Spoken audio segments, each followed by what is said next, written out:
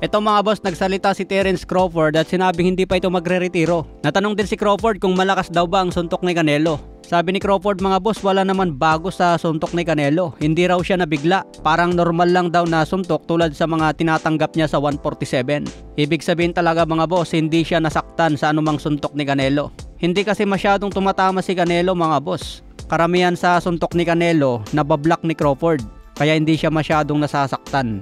Kaya nasabi ni Crawford wala siyang naramdaman na nakakagulat sa suntok ni Canelo. Reaksyon naman ni legendary Lennox Lewis, hindi raw talaga makatama si Canelo dahil magalaw itong si Terence Crawford. Frustrated daw si Canelo Alvarez dahil hindi siya makatama ng solid. Kaya naging pabor daw kay Crawford ang laban na ito dahil hindi makapasok si Canelo.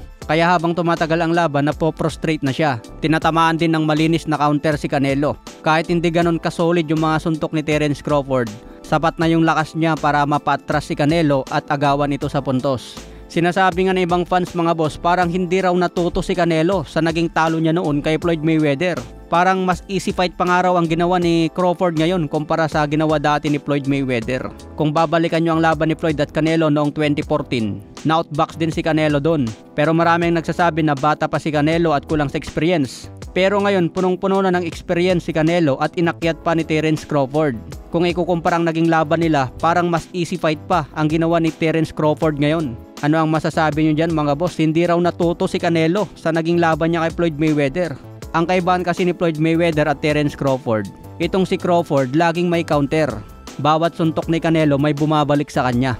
Samantala si Floyd Mayweather madalas ginagamit ang footwork.